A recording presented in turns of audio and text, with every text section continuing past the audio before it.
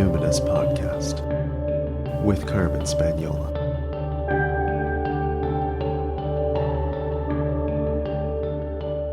Hi there, and welcome to the Numinous Podcast, where we have interesting conversations with everyday folks about the mystery of life.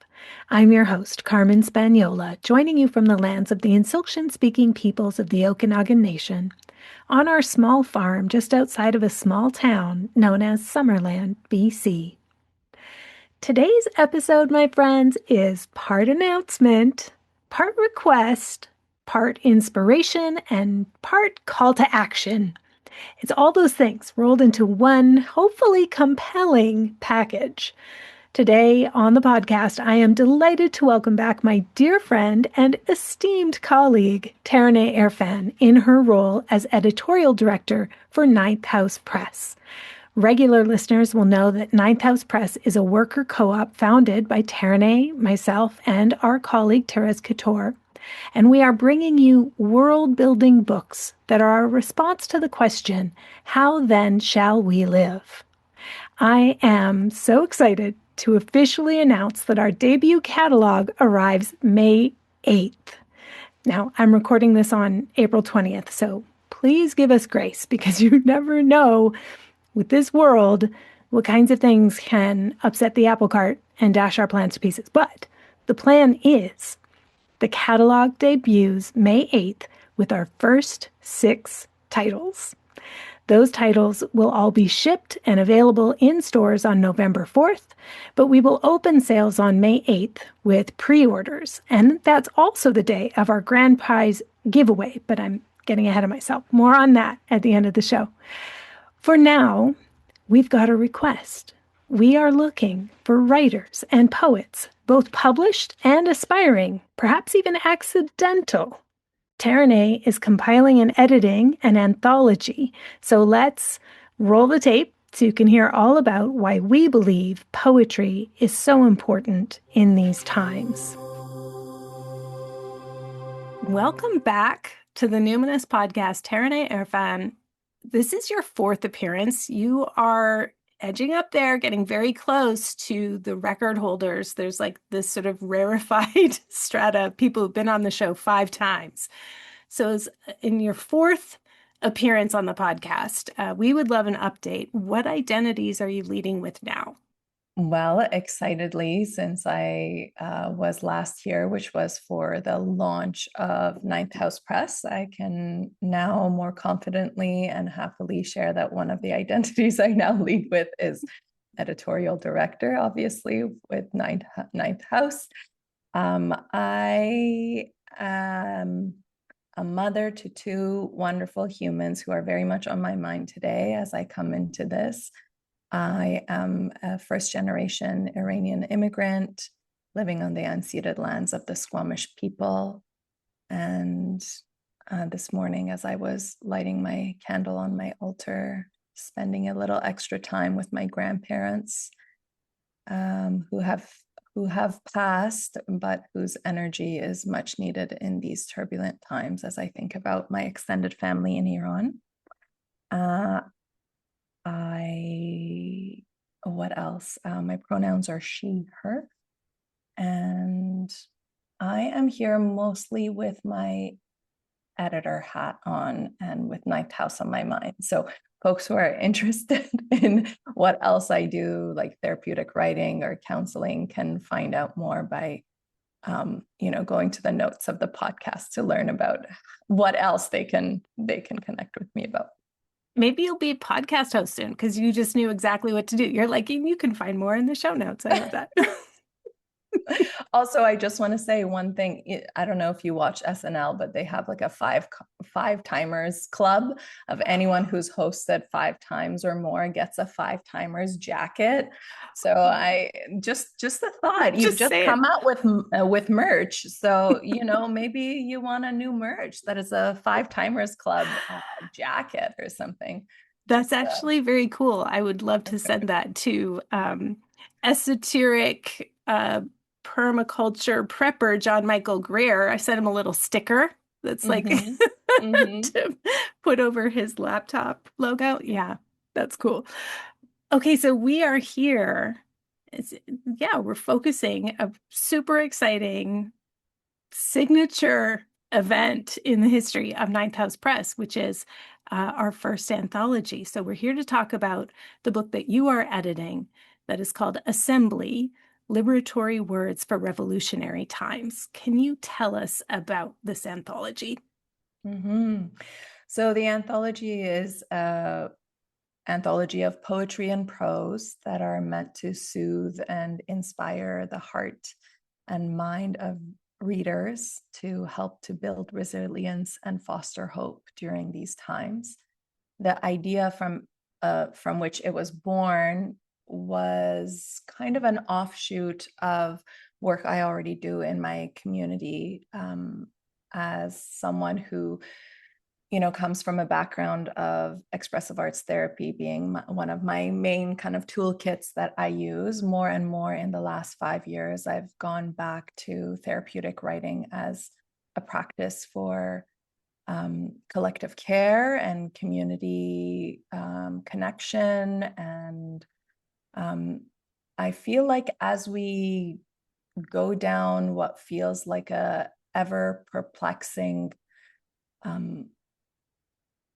I can't even say like one line of life, but like it just feels like the future we're moving to is this like complex series of branches reaching out, and people are feeling hopelessness and worry and anxiety, and also wanting to hold on to hope and to resiliency and to togetherness and to we're going to make it happen together. And it's kind of a complex, I'm doing like wild movements with my arms like tree branches in the air, but that's what it feels like. And one of the things I found in my therapeutic writing groups is that it's a really beautiful place for people of very diverse backgrounds coming together in a shared vision of communal care and circle leadership and connectedness and just honesty, where all is welcome. And there's so much wisdom that comes out of those groups. And I thought, okay, well, I always leave those sessions that I lead with much more hope and much more, we can do it together, we can do it, like that feeling of, yeah, the world is a dumpster fire and yet we carry on. That feeling often feels very acute and strong after those gatherings. And so I thought, what would it be like if that could be in book form, so that anyone who is a reader, anyone who's in our wider community could pick up a book and read one poem or one prose or just a couple of pages, and then as they put it down, leave feeling more hopeful, leave with feeling a sense of belonging, feeling validated in their human experience, perhaps feeling inspired, like I often do, that amazing things can be accomplished when we gather and when we assemble. And so that's kind of where it was born, was this idea of what if people could have this feeling that I often have at the end of groups, and that the participants often have at the end of groups, and they could take it into their life and just, I don't know, like carry it around in your purse for when you're feeling really hopeless, and be like, come on, community, somebody out there, someone in my wider network of future builders, what can you share with me that can bolster me a little bit? I think everyone and anyone could benefit from that at this time. And so here we are, making the world we want, one book at a time. Well, and I know that you've been doing it for a long time. Even in my last book, Spells for the Apocalypse, you were my sensitivity reader. And one of the remedies that I offer is a chapter on movement. And you gave me a note that you were like, this is great. It's, but it's keeping it quite personal. And so could you say a little bit more about dancing and joyful movement together in resistance movements, that like we come together to express, not only because we personally have troubles that we're trying to move through, but because that helps to fuel and add some momentum and some shared rhythm to our activism, to our resistance. So you have already, it feels like it's been building for a while, but as you said, you've been leading therapeutic writing groups. Who goes to those? Like, there's lots of us who don't identify as activists, you know?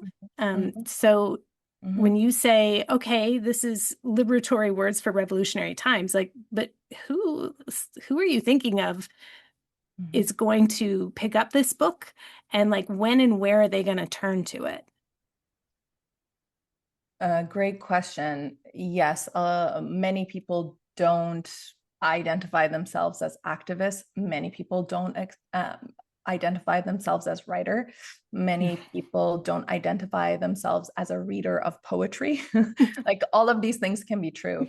And yet, the people who come to my groups, which I think are the similar or could be the similar kind of people who might pick up this book, are people who are open to feeling the world around them and often have quite a lot of combinations of raging emotions within them, often cacophonously. It's not just one thing, it's a multitude of things. And then they come from varied lived experiences. In my particular community that I lead, more than 70% of people in my groups are LGBTQ plus community members. More than 65% of all of my community identify as BIPOC. I have a large number of folks who, live either with chronic illness or disability. And like, there's just so much variety in the life experiences that people come in with. And when they write together or we read together and we share together, there's this sense of, oh, I feel less alone. I feel somehow more understood. And it's not necessarily because someone else has had exactly the same feeling as you. And maybe that's the beauty of it being more poetic in writing, is that there is something that comes through when we write or we read poetic, like whether it's poems or prose written in that way, that is attuned to the senses and the uniqueness of being human, that is not linear, but is felt and is complex. And like one side of it can be really soft and smooth and mushy, and another side of it is jagged and hard and sharp. And what poetry does is that it gives a reader or the writer this experience of, I can feel all of it. And when someone hears it, they're like, yes, maybe I resonate with this part, or this part, I really felt that line, or whatever it is. Which I think gives us more of that feeling of feeling understood and feeling like there's something we can move with or towards. The people who might really enjoy reading this is basically anyone who is hoping to feel a sense of understanding from a wider community. Definitely anyone who's feeling alone or lonely in their way of navigating the world or in their organization or activism work. Anyone who's a space holder or a group leader or a facilitator, anyone who might be in a similar line of work as me, like a facilitator, or maybe is like a yoga teacher or a movement instructor or a dance therapist. Or a teacher of any kind, really. And maybe it's a book that is, they open it to read something for a session, but maybe it's just for themselves as they ground. I definitely have those feelings. I don't know. I'd love to hear from you if you have this feeling too. as someone who is a space holder, some days I wake up with hope and resiliency and like we can do this thing. And other days I wake up, I'm like, this sucks. Like, how am I supposed to hold space when so much feels difficult? And for me, those are moments where I do often turn to the wisdom of teachers of mine who maybe I don't even know. They're my teacher because I loved their book. I loved the thing that they wrote, the thing that they brought into my life. And I think something about picking up a physical copy of something that has been poured into with love and attunement and sensation and sensibility and sensitivity and care. There's something really potent about holding something like that, you know? So I'm imagining whether someone's like, oh, I need a little inspiration as I'm about to start my day or my session, or, oh, I'm feeling real not in a good space. I need a little bolstering. I need a little attunement. I need a little resourcing. And so to allow a book like Assembly to do that is, I think, would be a tremendous gift. Yeah, definitely. Poetry is my partner in settling and soothing the collective nervous system before we go into a session. And so, as you say, sometimes I need it as the Yeah. facilitator, where I'm, like at least twice a week, I'm starting and ending an embodied attachment session with poetry. And very often it's like 4 minutes before the Zoom's supposed to start. And I'm like frazzled. And I'm like, oh, I'm supposed to bring a connected and grounded nervous system right now, but I know these poetry books that I have so well. I know the journey that author, that writer has been taking me on, that I kind of even know approximately where in the book to just like open it bibliomancy style of like, okay, this is kind of where I'm at. And I know that they're going to bring me to a place of collective resonance really quickly. So, as you say, like I'll get enfolded into the belonging, and I have a couple of anthologies, but generally I have entire books of poetry by various poets. And I'm kind of in an in-between space with my housing. So most of my books are in storage, but I also have a grimoire, which is like where I've handwritten poems that are kind of my classic go-tos, and I've written them in there. But the idea of an anthology of poems that I literally, it's like a one-stop shop as a facilitator for me that I could just like pull it off and be like, ah, yes, this is going to be something about a collective experience or a personal experience inside a larger collective container.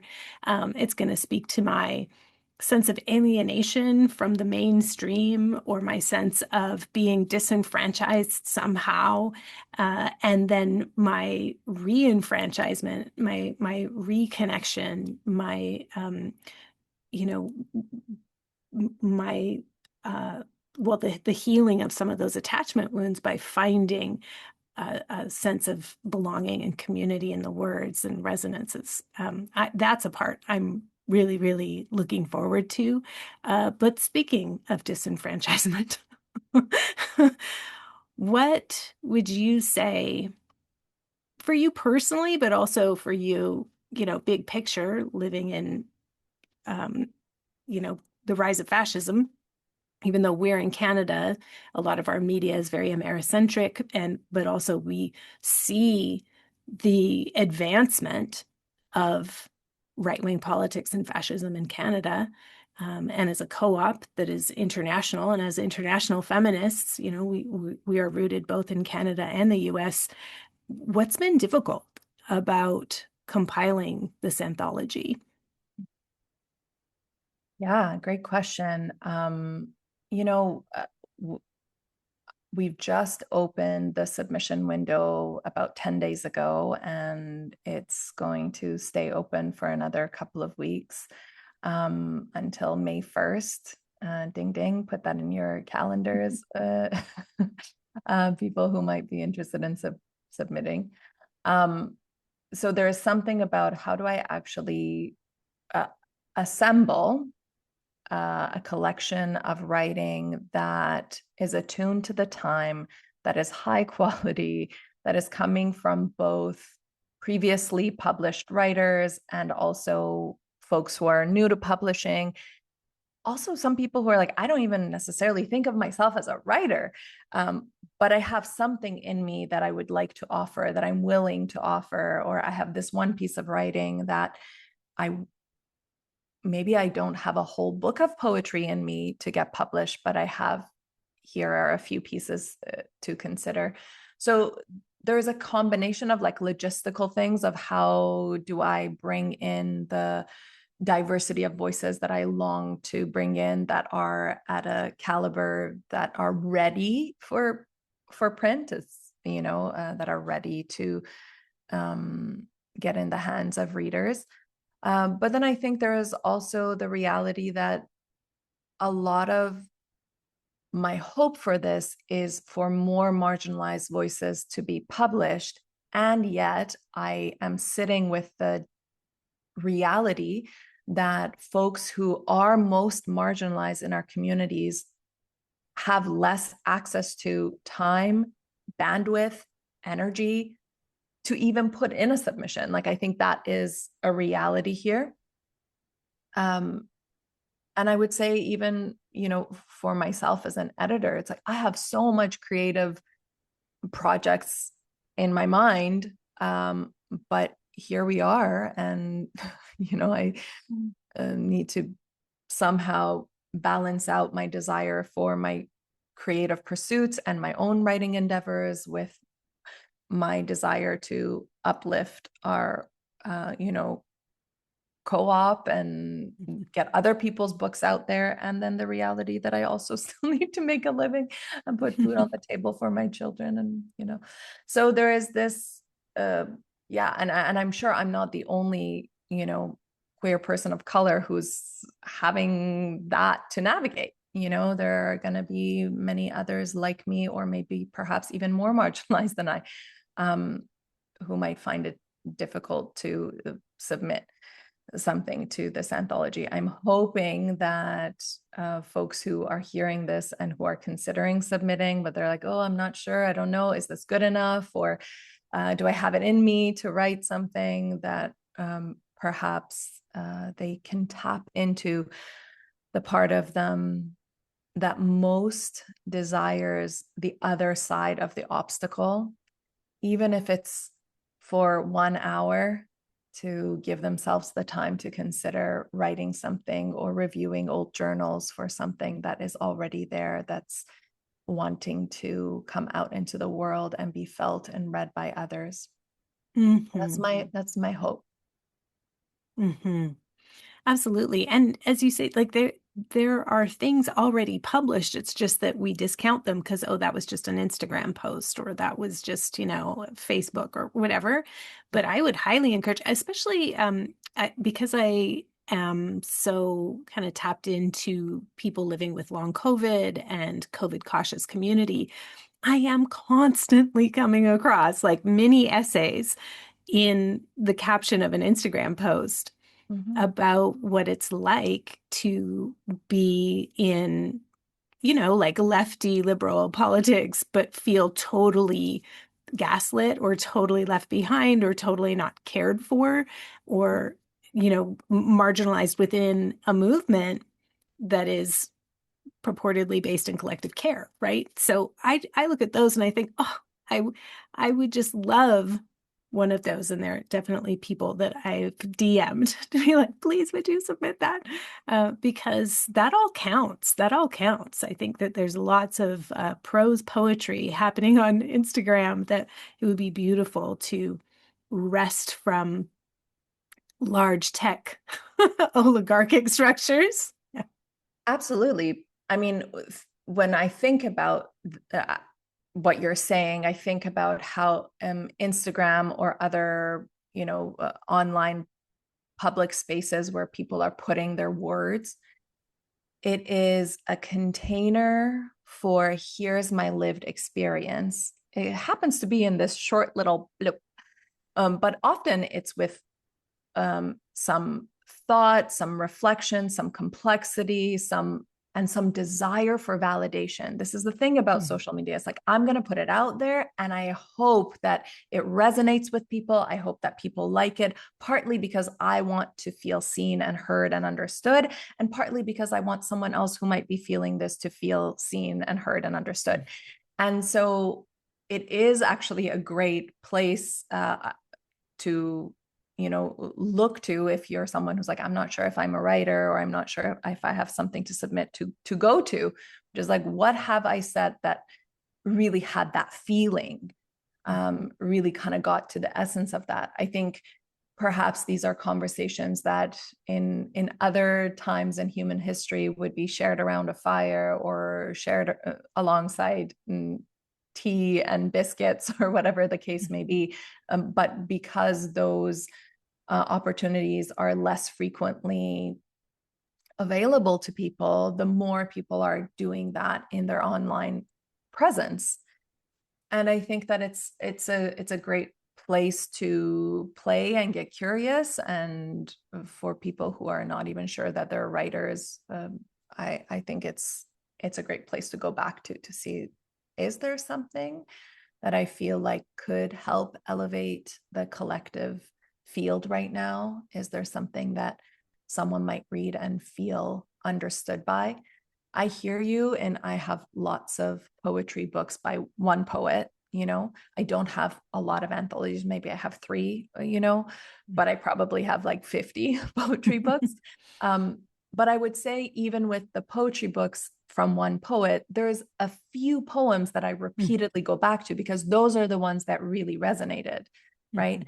And so the hope with an anthology from diverse writers, a collective from a more wide selection of folks from different lived experiences, is also that different poems are going to hit the heart of different readers, like you, in a different way. And we actually don't know. We actually don't know who is going to really feel it. And so I think the only thing we can go by is it rooted in my true lived experience? And do I feel that sharing it will somehow add something to the conversation that can bring about the world I want to live in? Would you be willing to read the poem that was the namesake of Assembly? Like you read it to us as colleagues, and we were like, oh my gosh. Would you be willing to read the poem? Absolutely. Thank you for asking. Assembly. There beneath your breastbone is a longing to add, to offer something worth something that will be the tipping point of some alchemical moment of change needed for the survival not of the fittest, but of the whole. Tuck your ear down by your own heart and whisper back to us the spell and the summoning of the world we are building. This is an assembly of words for liberatory living in revolutionary times. Raise your voice. Ooh, that gave me chills. So how can people submit? And who do you want to submit?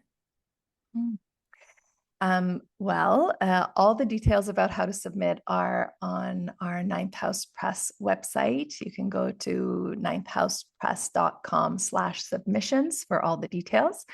The submission window closes at midnight on May 1st, 2026. All the details about how to submit and what to include in your submission are on the website.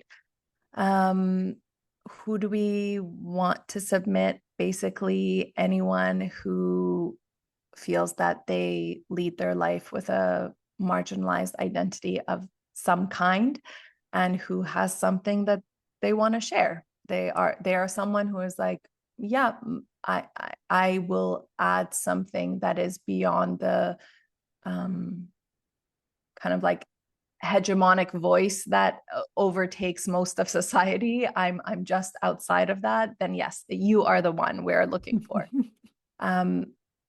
Folks are invited to submit up to 5 poems or 2 prose pieces, or a combination of 2 poems and a prose piece. They're invited to write their bio and tell us what it is that helps them feel that they're the right person to submit, and what identities they lead with. And yeah, what else? What else is needed? Can you help me out? What am I missing? Yeah.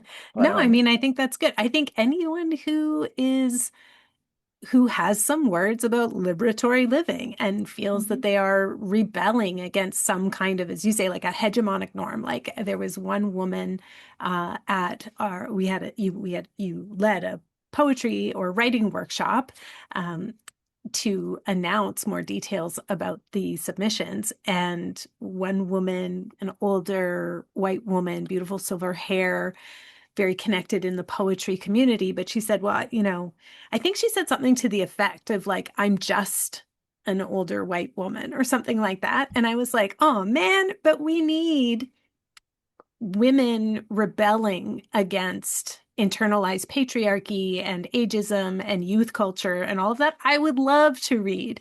Like, tell me more. Tell me more. I want to hear. And I can think of multiple, So there's definitely, I think, also people who don't necessarily even identify as marginalized consciously, even though they might talk about it all the time, about the stuff that pisses them off or the stuff that's not fair. And similarly, many of us, I have 2 published books and I don't identify as writer. So I really get it. But I hope people will send us their grief and their rage. And I guess that brings me to the last question. We would love to hear from you, Taraneh. I know you've been on the show before, so I usually ask grief and rage, and then I go to where are you finding joy? I feel like we're cycling back in this moment in time. We want to hear again. How are you coping with grief and rage? Well, there's a lot right now that is feeding my grief and rage because I'm Iranian and I have my family in Iran, and we're in the midst of a full-on war. So that the grief and the rage is very real. But how I'm coping with it, I am writing poetry. I am connecting with my family. I am hugging mossy trees. I am looking for the moon at night. I am editing books that want to be birthed in the world I want to create. And I'm holding space for other folks who are grieving and raging alongside me.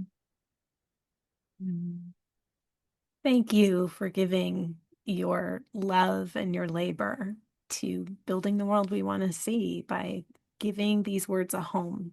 I'm really, really excited and feel like really kind of misty actually when I imagine having it in my hands. Mm.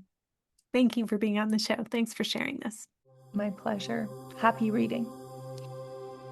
The submissions guidelines are linked in the show notes, and that's also where you'll find links to Taraneh's other offerings. She's got a few therapeutic writing groups starting this spring.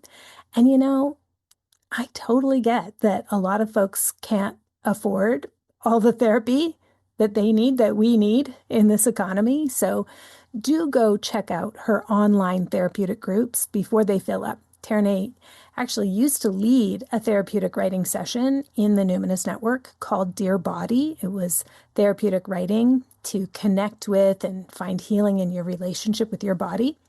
And it was always one of the most popular sessions in the network, and everybody misses it. I know everybody misses it, but she's so busy writing and being an editor now. So you'll need to catch her while you can in things like her periodic, writing groups, such as the one she's running this spring. So click those links in the show notes, secure your spot.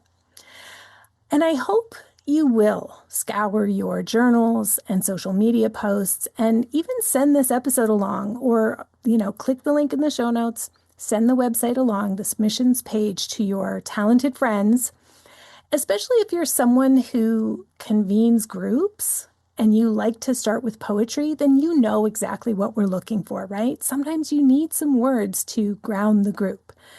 Sometimes you need some words to speak the ineffable or name the emotions. Sometimes you need words to articulate something deep or ancient or perennial or viscerally felt in the collective. Sometimes you need words to gather the silence into a shared rhythm. So if you've come across a piece like that, or you've written some words like that, some prose, or you've just had thoughts like that you feel do help answer that question, how then shall we live, please send them along. It's not a paid gig. There is an exchange of free copies and a publishing credit that will be, not for nothing. It will be searchable by 250 million bookstores and libraries and literary buyers in North America. And also, you'll have something you can gift to folks during the 2026 holiday season that goes directly towards building the world we'd wish to see, right? It goes directly towards uplifting and amplifying marginalized and equity-denied voices. It will be a gift that supports a cooperative business led by women, employing mainly women of the global majority, not only as co-op members, but also as our freelancers and subcontractors, as well as nearly 50% of our team and collaborators who identify as members of the LGBTQIA2+ community, and more than a few who live with dynamic and intermittent disability. So, all of that is not nothing. It's quite worthy, actually, and I hope you'll want to be a part of it. If you'd like to be entered into a grand prize draw that includes a copy of each title from our 2026 catalog, along with some very cute 9HP merch, then become an associate member of the co-op today. We'll announce the winner of our grand prize giveaway on Instagram on May 8th, and we'll email you. And your membership of $35 Canadian will go directly to getting these books created and printed. You can become a member at ninthhousepress.com today. Last but not least, it's still free month in the Numinous Network. If you register today and remember to use that promo code FREE30, then you'll get a 30-day free trial of the Numinous Network, which includes more than 50 drop-in sessions per month, as well as over 100 hours of on-demand video classes. This offer ends April 30th, so click that link in the show notes or head to my website today. Learn more about the Numinous Network at carmenspagnola.com. CarmenSpagnola. Until next time, take care.